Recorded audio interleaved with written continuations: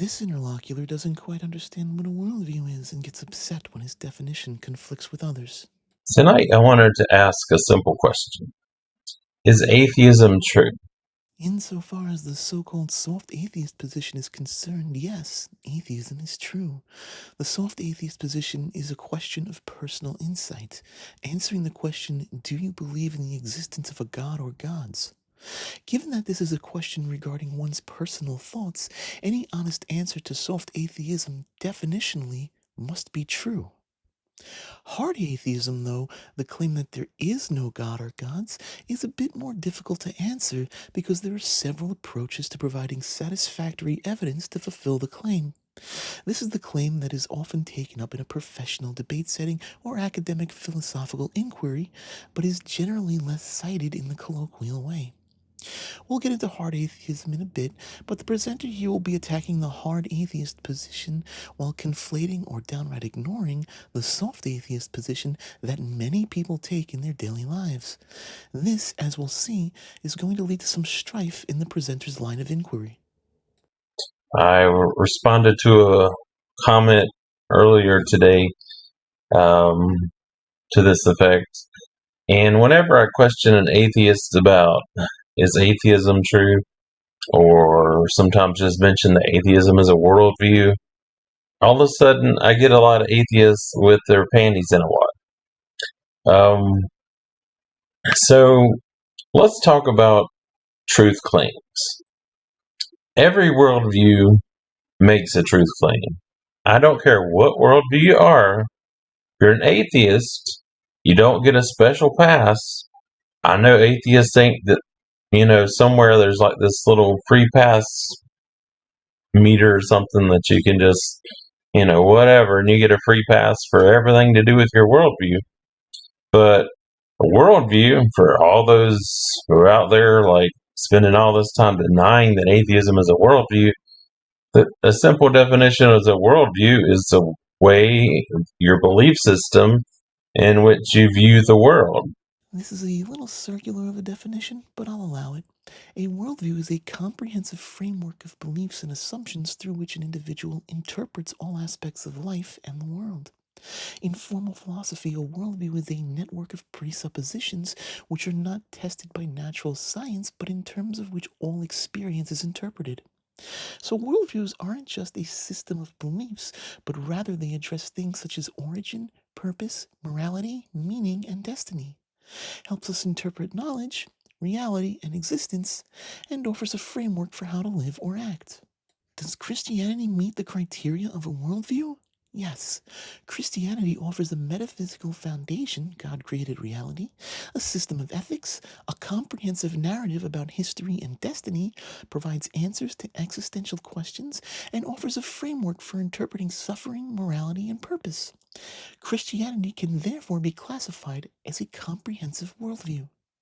Atheism, in both the soft and hard positions, simply defined is a lack of belief in gods. It is a single position statement about a specific claim, the existence of deities.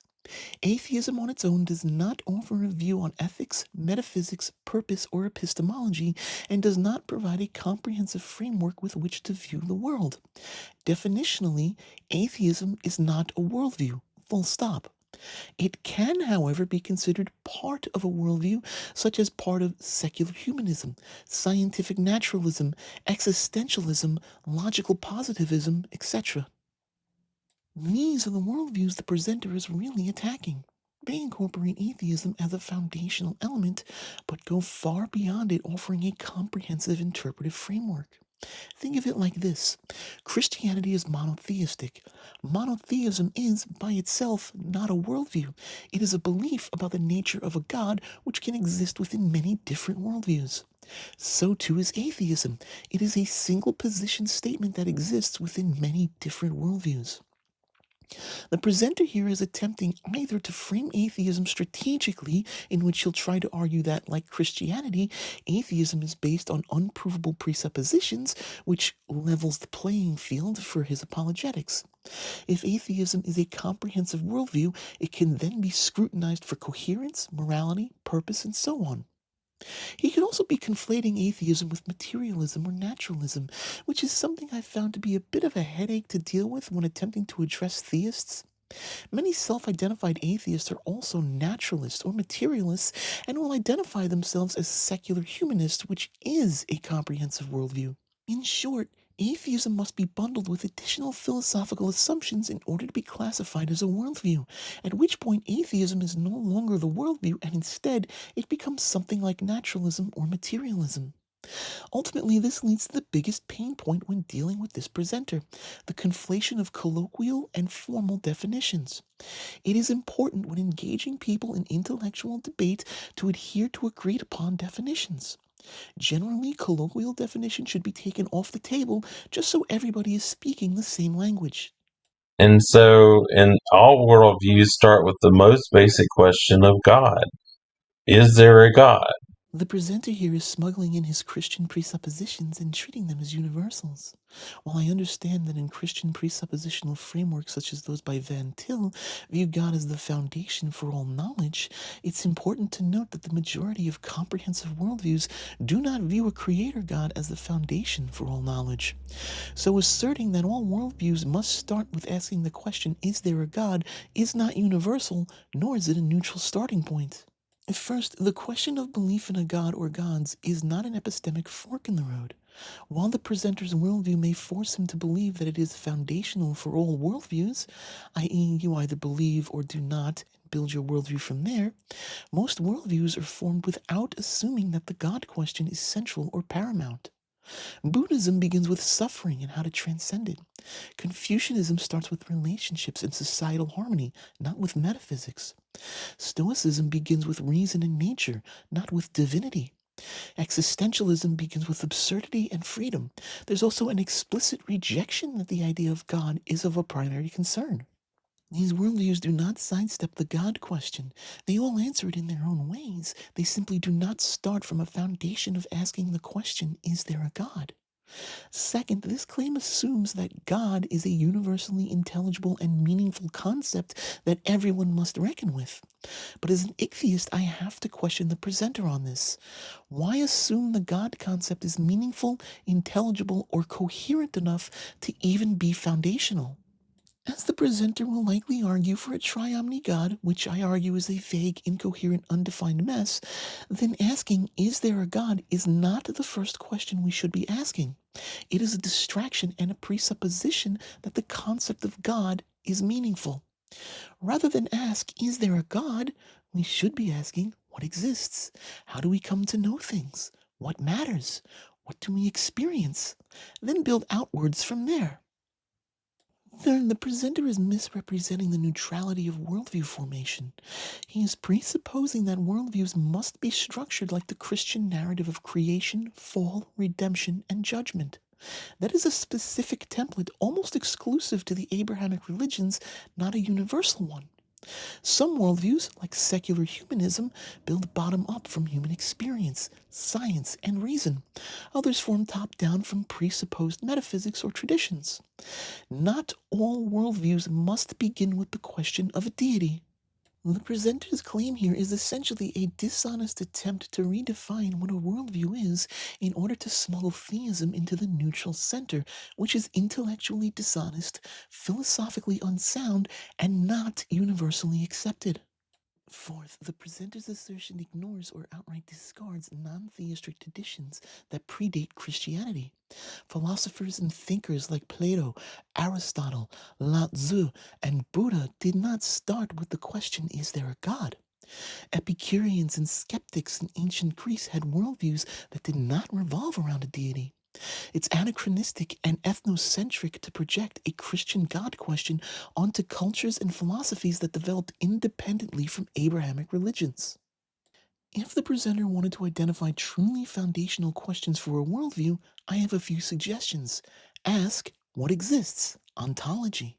What can I know and how? Epistemology. What is valuable or good? Axiology. What is the nature of human beings? What is the best way to live? Is there a God may be a question you or the presenter wants to ask, and that's fine. But if you're forming a formal philosophical worldview, that God question is not a foundational question. Agnosticism is a worldview, which is the one that's like, well, you can't know or I don't know. I'm starting to think the presenter may have an allergy to formal definitions. Atheism, from the Greek without, and theos, God, literally without God. It is a position about belief. I do not believe a God exists. Agnosticism, from the Greek without, and gnosis, knowledge, literally without knowledge. It is a position about knowledge. I do not know whether a God exists. As I described before, these are positional statements and are not worldviews. Theists take the position that they believe in a God and they claim to know God exists. Gnostic atheists, or more colloquially known as hard atheists, take the position that God does not exist and they know God doesn't exist, a hard knowledge claim. Agnostic atheists, or more colloquially known as soft atheists, they do not believe in a God, but they don't claim to have knowledge of his existence, a lack of knowledge claim. Agnostic theists believe in a God, but do not claim to know for sure that a God exists. Most atheists in popular culture are agnostic atheists. They take the position that they do not believe in any gods, but they don't make any special claims as to the knowledge of whether one exists or not, and, at least in theory, are open to any and all supporting or dismissing evidence to the knowledge claim. In short, agnosticism is a modifier to one's certainty of knowledge. It is not a worldview or belief system. The presenter calling agnosticism a worldview is making a category error. Agnosticism is a single epistemic position for another, slightly more comprehensive system. He may also be trying to poison the well, as it were. By claiming things like atheism and agnosticism are worldviews, he's trying to imply that everyone makes faith-like claims. Thus, his belief in a God is no more presumptive than someone else's belief in no God, thus attempting to incorrectly place theism and atheism/agnosticism on the same playing field, and therefore demanding the same level of intellectual rigor of atheists that is demanded of theists with their positive knowledge claims. All these make truth claims. Whether you're agnostic, you're making the truth claim that you cannot know, or that you do not know. That is a truth claim. Okay, but agnosticism is a truth claim as to one's own mental state. Unless the person in question is lying, and you know they're lying and can prove it, there's nothing to prove about that truth claim. Agnostic atheist, I do not believe in a god or gods, but I do not claim to have special knowledge as to its existence or non existence. Gnostic theist, do you really think that? Agnostic atheist, yes, I do. That's a very meaningless truth claim to defend. If you're, I'm a Christian, so I have no problem saying that Christianity is true. I think any worldview that can't uh, bear the scrutiny of like without all this wordplay is just a useless sack of crap. But what good is it having a worldview that you're going jamming down everyone's throat that comments about anything online that has to do with God or morals? And then when they ask you for a defense, where you ask the atheist for a defense of their worldview or why is your worldview true, you get, it's like all of a sudden you're talking to a politician and everything they say is circular and none of it makes sense. And you're just like, just say something simple. I mean, just answer the question. What this isn't a hard question. The presenter says that this isn't a hard question, but that assumes that there is a simple, one size fits all you can eat buffet answer to something that touches on metaphysics, epistemology, ethics, and human experience. The presenter may as well be asking, why does anything exist at all, while expecting a single tweet for a reply. A worldview, whether it's Christianity, Buddhism, Taoism, secular humanism, scientific naturalism, etc., is not a single claim. It is a complex, intricate framework of interwoven, interlocking assumptions about what exists, how we know things, what matters to us, and what we should do. If the presenter isn't asking for a defense of a worldview here, he's asking for an all-encompassing slogan that will fit on a bumper sticker and that simply will not do justice to the complexity of moral philosophy, consciousness, or our understanding of the nature of reality. Here's the thing.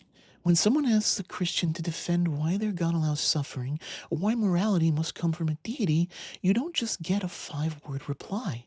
They write books, sometimes entire anthologies, answering the question. And that's just one question out of many hundreds of questions you could ask about the coherence of any worldview. To be clear, I do not think the Christians writing those answers are being dishonest and trying to obscure their dishonesty with mountains of extra paperwork. Far from it. The fact is that these singular questions are hard. So why is it only this secular humanist or naturalist or empiricist who is expected to compress their entire framework into a soundbite when a single question could fill tomes? In short, defending a worldview is not the same as asserting a belief. A worldview is like our own personal map of reality, and you're being asked not just to defend a single tree, but the entire continent. Questions on singular topics alone, like why be moral without a god, requires deep dives into subjects such as metaethics, human psychology, social evolution, and exploring the difference between descriptive facts and prescriptive values, etc. These are not easy questions, not for secular humanists, not for naturalists, not for Buddhists, and not for Christians. And if the presenter can defend his entire worldview with a single soundbite argument, then I would posit that he doesn't have a worldview. He has a collection of soundbites and passages that give him emotional comfort. Which is the problem I had with atheist earlier. Um, and then the other ones are like, oh, well, we don't have to prove atheism. We don't have to prove anything to you. Well, fair enough. Why have the conversation then? And why be out there promoting atheism is true and deism isn't true and you don't want to back it up? That's just a crappy way to do it. So, Atheism, especially in its agnostic form, makes fewer claims, if any. If you are the one claiming that an all-knowing, all-powerful, morally perfect being exists and cares about what humans eat, think, say, act, and who they love, then you are the one making the positive claim. It is fair for the atheist to ask for evidence. Saying, I don't believe your claim until you support it with rock-solid evidence isn't a worldview, it's a filter. Ultimately, I think the presenter is missing a crucial point here. Agnostic atheists are not promoting atheism as a truth claim in the same way theists promote their religion as a truth. Rather, they are defending secularism, science, and pluralism against religious overreach. This isn't an evangelization of atheism, it's a defense against an increasingly concerning trend. Most of us aren't out here promoting atheism as true in the way the presenter is promoting Christianity as true.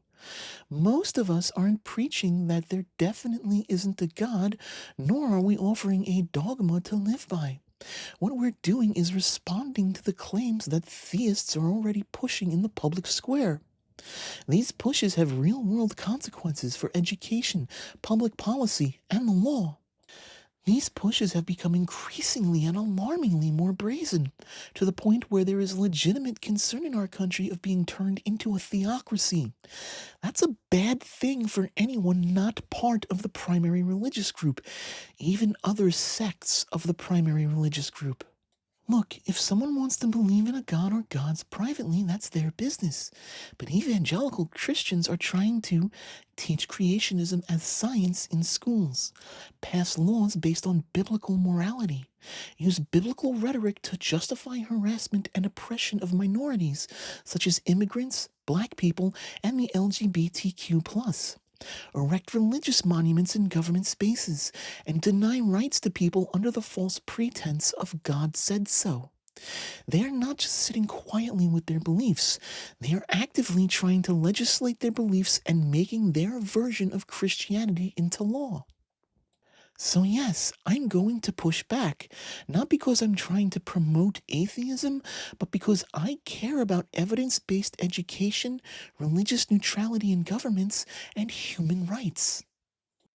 It's not only a crappy way to do it, it's just let me use some vernacular here that maybe the atheist will understand. Let's ask a good friend of mine, Matthew McConaughey, what he thinks about this. Bullshit. Well, that's pretty simple language. You know, as a Christian, I can't address it that succinctly, that or put it into a translation that atheists will understand. This right here demonstrates a fundamental epistemological divide between myself and the presenter. He seems to believe that every worldview is a truth claim that needs to be defended, and he cannot conceive of agnostic atheism as anything other than a covert belief system. He appears to see agnostic atheism as an anti-religion religion, if you will. Saying bullshit here isn't just a crude response, it's an intentional conversation stopper. The presenter is just flipping the board game over, claiming he won, and not actually playing the game. Listen, if your answer to a well-reasoned philosophical distinction, like the difference between belief and knowledge, or between rejecting a claim and making one, is just to say bullshit, then you're not engaging with your own argument. You're dismissing it because it doesn't fit your framework. That doesn't make it false. It just exposes you as being unwilling or unable to step outside your own presuppositions long enough to understand another perspective. Let me be very clear. If you're asserting that a God exists and has authority over our lives, you've made a positive claim about reality. When someone says, I don't accept your claim without sufficient evidence, they are not making a competing truth claim. They are making a reasoned approach to epistemic knowledge. That is not a cop-out. It's not bullshit. It's an intellectually honest recognition that not all positions have equal epistemic weight. The only thing you're really expressing by saying bullshit is frustration that the agnostic atheist isn't playing by your rules, that they are not stepping into the theological arena and pretending this is a boxing match between two competing dogmas. And that's the point. One side, yours, is making a positive claim about the fundamental nature of the universe. The other side is saying, that's interesting, but I'm not convinced. Show me the money. Now, in spite of what your book says, you don't then get to say, prove your unconvincedness like it's somehow a meaningful burden. That rhetoric is only meaningful in a strictly Christian theological debate and is utterly devoid of meaning when one of the parties doesn't participate in your theology. Look, if I said there's a poltergeist in your house who causes your toilet to back up, and you said, I don't believe that, wouldn't it be fair of me to simply dismiss your skepticism as bullshit just because you didn't provide an alternative theory of why your toilet gets clogged? Of course not.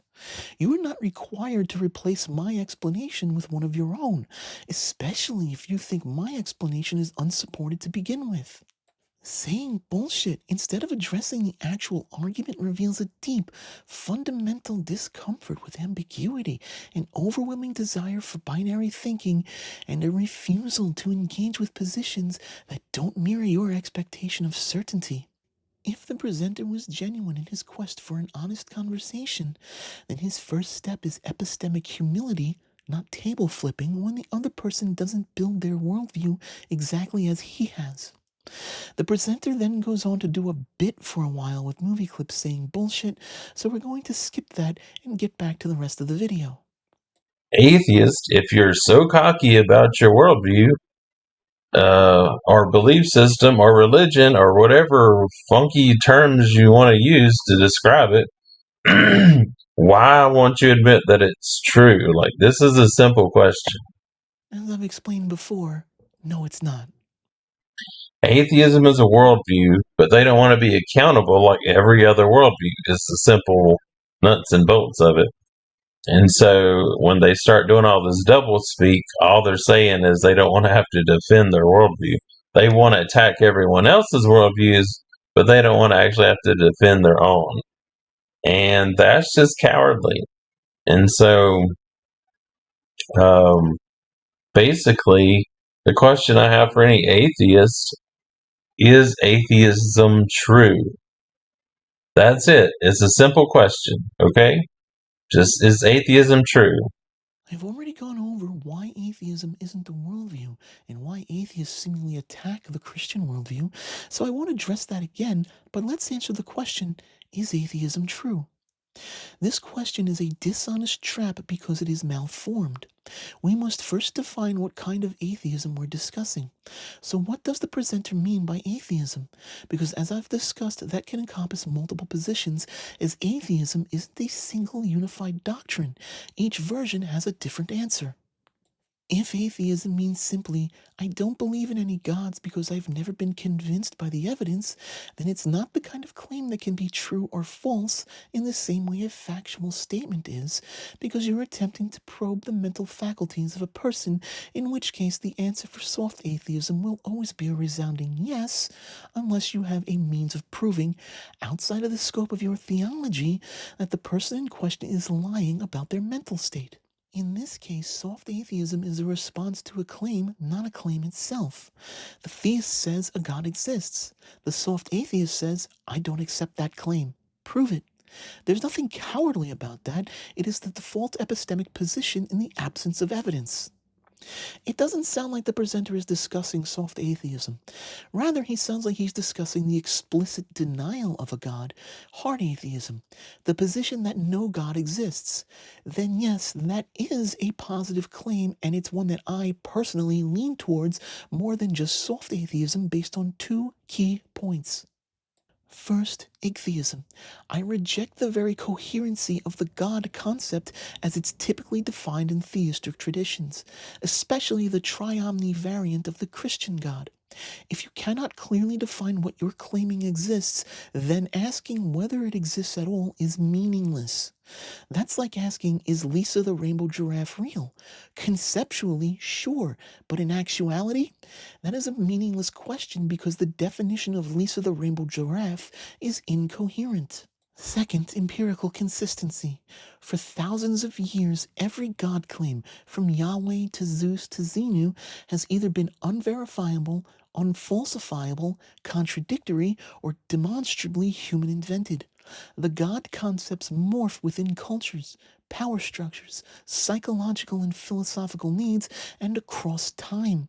This coincides with other works of fantasy created by humans, which have also evolved over time, social, economic, and political contexts, and technological advancements.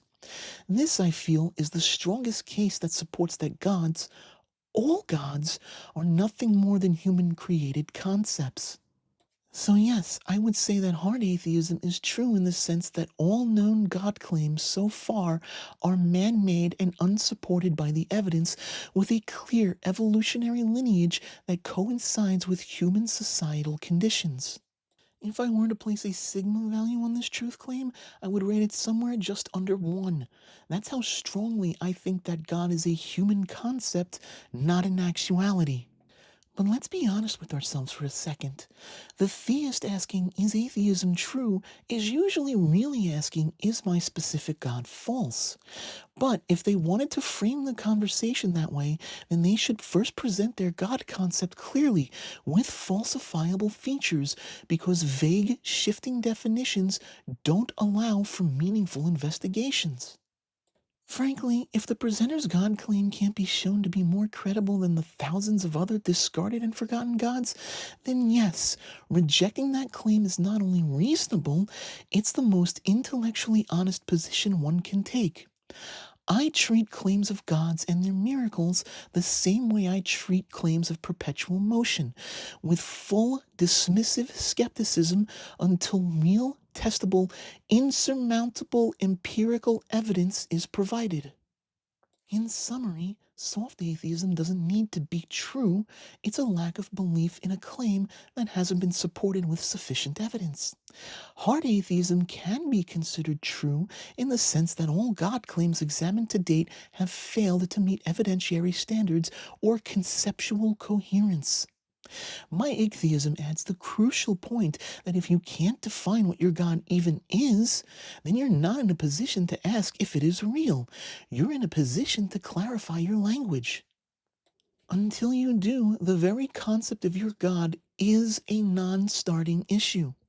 After you define your God in a coherent manner, which I hold is impossible to both define God in a way that is coherent and still retains any semblance of godliness, then, and only then, can you start to present evidence to try and overcome the thousands of other failed God claims. Is atheism true? The soft atheist says that's not a truth claim, it's a withheld belief. The hard atheist says, given the evidence so far, atheism is almost certainly true. The ichtheist says, come back when you're not babbling incoherently. The presenter then gets very repetitive about atheism being a worldview and truth claims, so we'll skip forward a bit until there's something to actually address. You have all kind of apologetics out there and apologists, people who that's their ministry. Ken Ham, Frank Turek, um, C.S. Lewis. There's just tons of Christian apologists. But there's no problem. We have tons of reasonable evidence that actually supports our truth claims that the Bible is true and that the God of the Bible exists. So we have no problem. If you want that, that's not what this video is. There's tons. Look up any of the Christian apologists. Here's the problem. The presenter claims to have tons of reasonable evidence, yet atheists, time and again, provide counters to this so-called reasonable evidence, and theists refuse to directly address these counterclaims. Instead, they continue to spout the same tired rhetorical lines time and time again. Reasonable evidence doesn't necessarily have to be perfect evidence, but the counterpoints to your evidence must be addressed, and by and large, these counterpoints are either never addressed, or theists use absurd philosophical acrobatics to try and get around the counterpoints without ever directly addressing the weakness of their claims. You know, without using the Bible as both the source of the original claim and the evidence for the claim. And just there's tons, there's a wealth. I have books and books and scores of books in there on apologetics. I'm learning new apologetics sometimes daily from different channels. The other major thing to know about a worldview is about worldviews in general is your polemics. Don't ask me. I forget where polemics comes from. I'm sure it comes from a Greek or Latin word that means something, something. But basically, apologetics is your defense. Polemics is your attack. And so it took me a few years to get that into my head, and because you hardly hear the word polemics. But basically, when you talk about somebody having apologetics, they're talking about defending their worldview. And when you're talking about polemics, or given a polemic, as if it's a noun, you're talking about giving sort of an attack or a refutation of other people's worldview. So if I had polemics of atheism, then that would be my supporting evidence for why I believe atheism is not true. If I had polemics for Islam, it would be for attacking Islam, for my reasons for believing that Islam is not true. All right. I say all that to say that what I've noticed as I've engaged in the atheist Christianity and the worldview debates online, as the atheist is possibly one of the only worldviews I see that is pretty much 100% polemics and almost 0% apologetics. So they're almost 100% constantly attacking everyone else on the planet and calling everyone else idiots and stupid, and you're not as smart and reasonable, as logical as us, blah, blah, blah. But when you ask them for a defense, the reasonable support and evidence for why they believe atheism is true, then they start coughing up all this, well, we don't have to defend our beliefs, the burden of proof's on you. All that's bullcrap. And so don't buy it, don't give into it. They need to, atheists, if you don't have a defense for your worldview, what kind of worldview is it? And your defense for your worldview shouldn't be polemics. If you're starting to say, "Oh, I believe in atheism because of," and all of a sudden you're insulting the Bible and Christianity and the concept of God, then that's not apologetics for your worldview. This right here is exactly why the presenter insists on mislabeling atheism as a worldview. He wants to attack atheism as if it operates like Christianity, as a full metaphysical system, but that's a foundational category error. Christianity is a worldview, atheism is not. Atheism is simply a position on one claim, the God claim. It doesn't make broad metaphysical, moral, or existential assertions, and it doesn't need to. Trying to force atheism into the role of a comprehensive worldview just to defeat it on the same terms as Christianity is not only dishonest, it's lazy apologetics. This is textbook shifting the burden of proof. If you're making a claim like God exists, you are responsible for supporting it. If someone says, "I'm not convinced," that is not a competing or counterclaim, it's a rejection of insufficient evidence. What's really happening here is clear.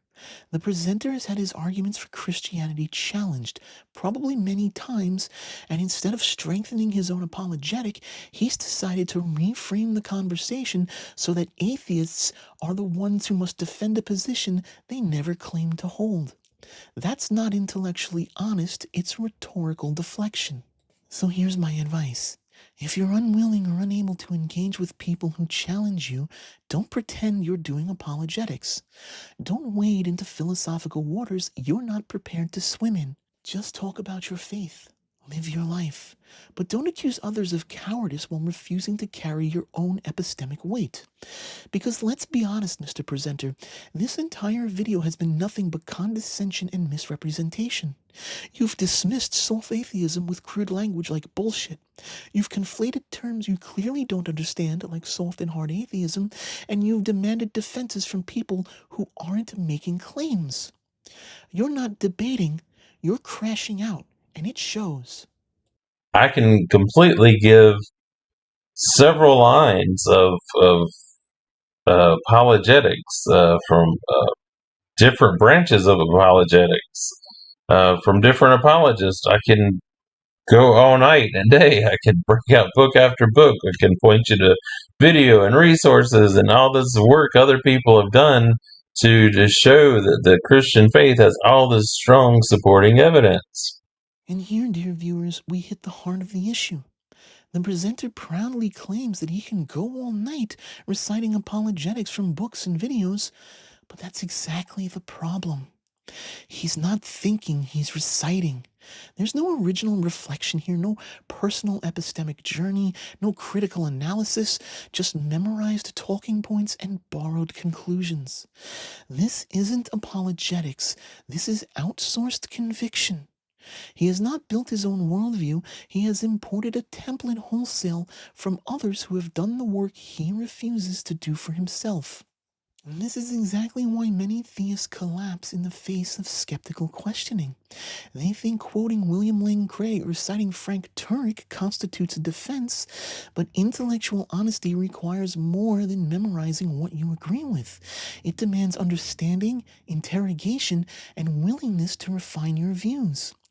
The assumption that because I found this persuasive, you should too, is not an argument. It's projection masquerading as reason. Mr. Presenter, the number of books you've read is not a substitute for the depth of thought you've put into them. Until you're willing to engage these ideas on your own terms, to wrestle with them, to doubt them, to ask whether they're true or merely comforting, you're not practicing apologetics. You're just mirroring someone else's faith. You are, for all intents and purposes, just an intellectual parasite.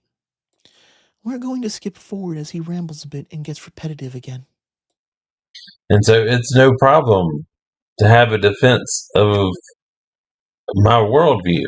And I can talk and give that defense of my worldview without insulting any other worldview, without even mentioning any other worldview.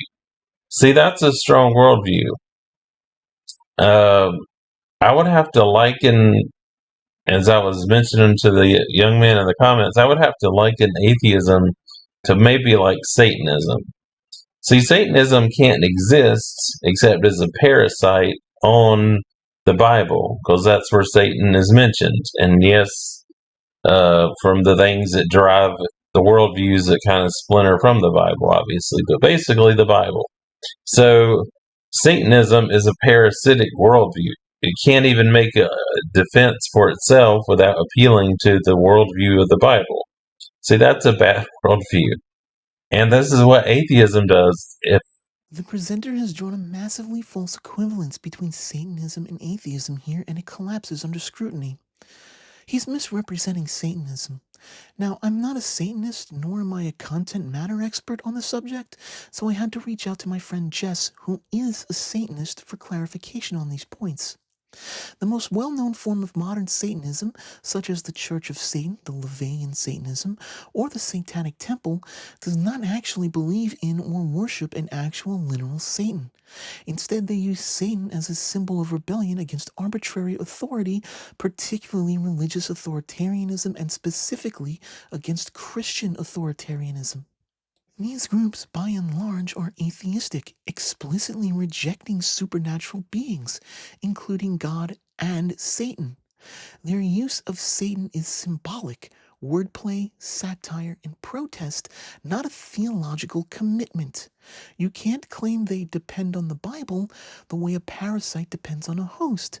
That's a categorical misunderstanding of what Satanism is.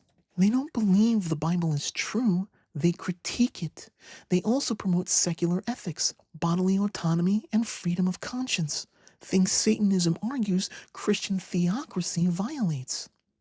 Oh, and if Christianity never existed, if Satan wasn't the literary antagonist to God, Satanism would satirize whatever symbology was the symbol du jour of the society at the time it was founded. Contrast this with atheism, which isn't even in the same category as Satanism. Atheism isn't a worldview, just like off isn't a TV channel. Atheism is a position on one question and one question only. Do you believe a God exists? If the answer is no, then congratulations, you're an atheist. That's it. If I tell you there's a nuclear fallout shelter 80 feet below the surface of the earth under my garage, and you say I don't believe you, prove it, I can invite you inside the shelter, or I can tuck my tail between my legs and admit it doesn't exist. Is your lack of belief parasitic to my claim? No. That's a rational position given the lack of evidence. You don't need to build an entire worldview to withhold belief that I've got a nuclear fallout shelter under my feet. so, I'll keep waiting, seeing if any atheist can actually offer an actual apologetic, a defense that says, hey, this is what I believe and why I believe atheism is true, without resorting to polemics, without attacking any other worldview. You can't state your worldview without attacking other worldviews. You're just a parasitic worldview like Satanism that depends, that can't even exist on its own without your whole existence is dependent on the existence of these other worldviews. And I'm beginning to think that's what atheism is. It can't exist apart from the theistic worldviews. Yes? And? This is kind of where the presenter's argument completely falls to pieces, if it hasn't already. Atheism refers to a lack of belief in gods. If humans had never invented the concept of gods, atheism and theism wouldn't be a concept, just like non-cyclists wouldn't be without bicycles. That doesn't mean atheism is parasitic any more than not believing in unicorns is parasitic to unicorn mythology. A label for disbelief doesn't validate the belief, it just names the rejection of it. That's it. The mistake the presenter is making is assuming that because atheism is defined in contrast to theism, it must therefore be dependent on theism for its truth or value. But that's like saying minimalism has no integrity because it critiques materialism, or that skepticism can't exist without conspiracy theories to critique. It's a reversal of cause and consequence, and quite frankly, it's just a weird way to think. The reason atheism exists isn't because it needs theism, it's because theism made a claim that is not justified. Frankly, the only reason atheism appears polemical is because theists keep insisting their religious claims should govern schools, laws, and society. If that stopped, most atheists wouldn't feel compelled to respond at all. So if your point is atheism wouldn't exist if no one ever claimed gods were real, you're right. And if no one ever claimed astrology worked, we wouldn't need astronomy textbooks to clarify that it doesn't. Man, this is such a backwards way of thinking. Saying atheism is parasitic because it reacts to theism is like saying vaccines are parasitic because they need viruses to exist. No, they exist because viruses are a problem that need to be addressed. That doesn't make the solution less valid, it makes it necessary. Like, even like I'm a Christian, but if you're a Muslim, I don't believe atheism. If you have a conversation between an atheist and a Muslim, I believe they would have to be attacking the Quran and attacking Muhammad.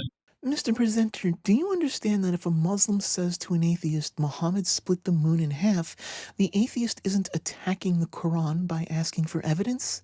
They're just doing what any rational person would do when faced with an extraordinary claim. They're asking for justification. This isn't polemics. This is epistemic consistency.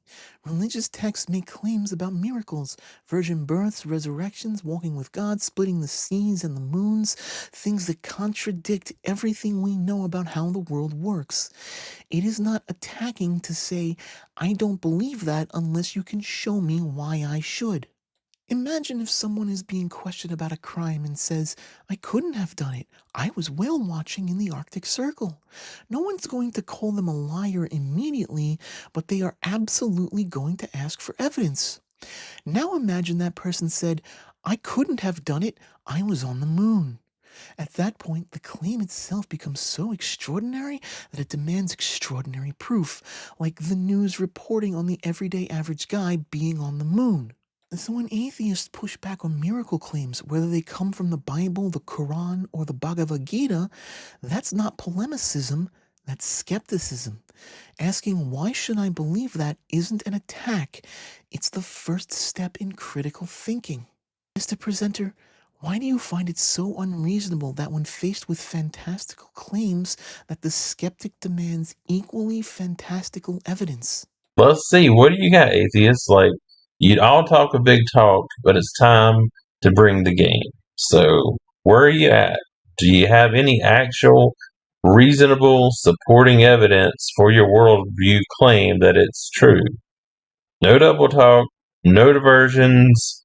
You can sit and insult everyone all day if you want, but that's not proof that your worldview is true. All right, Mr. Presenter. You've asked for a worldview and for supporting evidence that it's true. Well, I've been gentle for most of this video, so now the kid gloves come off. I'm an empiricist. That means my worldview is grounded in the idea that knowledge is best derived from experience, observation, and evidence, not from authority, revelation, or intuition alone. I don't pretend this gives me 100% certainty about everything, but I do claim it offers the most reliable method we have for understanding reality because it's testable, falsifiable, and importantly, self-correcting. First, epistemology. How do I know things? I rely on empirical investigation, things we can test, observe, and validate through repeatable processes. This includes the scientific method, historical inquiry, and logical reasoning. This approach has taken us from dying of infectious diseases to curing them, from mythological explanations of lightning to feats of engineering that power entire cities. In less than 50 years, we went from a baud rate of 110 bps over copper wire, which was not even fast enough to keep up with the fastest teletype operators, to having internet speeds fast enough to stream multiple 4K movies simultaneously over single-mode and multi-mode fiber optic cables. In the span of 101 years, we went from the first successful powered flight in Kitty Hawk to the NASA X-43A, which achieved record top speed of Mach 9.6, roughly 7,366 miles per hour. It took the United States just 8 years to go from the first Apollo mission to actually putting a man on the moon. 8 years. We didn't achieve these breakthroughs through luck, doctrine, or divine revelation. We did it through empiricism, critical thinking, and iteration. Empiricism has a history of working built on the foundations of the past and improved steadily over time, and that's why I trust it. Second, ontology. What exists? I accept the existence of physical matter, energy, space, time, basically anything that can be interacted with and tested in a repeatable and reliable manner. I treat consciousness as an emergent property of complex electrochemical processes of the brain. As any empiricist would, I remain open to revising this position and any of my positions should sufficient evidence warrant a revision, but I do not include supernatural claims unless they meet the same evidentiary standards we apply to other truth claims. Also, if supernatural claims were to meet those evidentiary claims, they would no longer be supernatural. They'd be reclassified as natural phenomenon we simply hadn't understood yet. Third, ethics. What is right and wrong? I root ethics in human well-being, compassion, and harm reduction, informed by psychology, evolutionary biology, and social cooperation. I don't need a divine command to know that causing unnecessary suffering is wrong. This is a net negative on the overall well-being of the human population. I don't need eternal punishment to value justice, kindness, and empathy. These values emerge from our shared experiences as conscious beings with the capacity to suffer and to flourish. If there is one thing that history has taught us time and time again, it's that if we help each other flourish, we will all benefit in the long run. Fourth, axiology. What has value? I value truth, intellectual honesty, human freedom, creativity, and the ability to improve lives. These aren't dictated by a holy book. They're things we can observe as contributing to a better world for everyone. I measure values based on their consequences and impact, not their alignment with ancient texts and subsequent philosophical reinterpretations. I reject ideas that harm human well-being and embrace those that demonstrably improve it. That improvement, though slow, is a constant self-correcting methodology of improvement and the single most valuable thing we as humans have. Fifth, meaning and purpose. Why live? I create meaning. I do not believe the universe has a purpose for me or owes me one. That is not a problem. That is freedom. I find purpose in my relationships, personal discovery and growth, and contributing to something bigger than myself, whether that purpose is art, science, or helping others. I am, after all, a social animal, part of a social species, and this evolutionary quirk drives my purpose forward. It's not nihilism, it's self-authored meaning.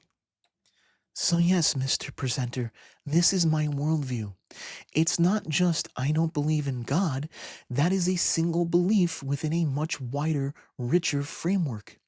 Empiricism is my worldview. Atheism and my atheism are simply conclusions drawn from it. Atheism is simply the default position I hold on the one question on the existence of a god or gods, because none of the god claims I've encountered meet the evidentiary standards of this worldview and, indeed, do not even meet the standards of coherence to make its investigation worthwhile. That is the key difference. I withhold belief in extraordinary claims that lack sufficiently extraordinary evidence. That is not cowardice, that is intellectual integrity. You asked for proof that my worldview is true? I do not deal in absolutes. I deal in probability, evidence, and iterative understanding. The proof, therefore, is in the nature of the results. Empiricism built your phone, your internet connection, the computer you recorded your video on, the servers that host YouTube, the software that makes YouTube possible, your car, your medicine, your modern food supply chain. Revelation has done nothing but build doctrine, dogma, and division. Tell me, Mr. Presenter, which one of our worldviews gets us closer to truth? One built on evidence and self-correction, or one built on ancient revelation and rigid dogma? That's all for today. Thanks so much for joining me, and if you have a comment, question, observation, refutation, or what have you, drop a comment, Don't forget to like and subscribe, and I'll see you next time.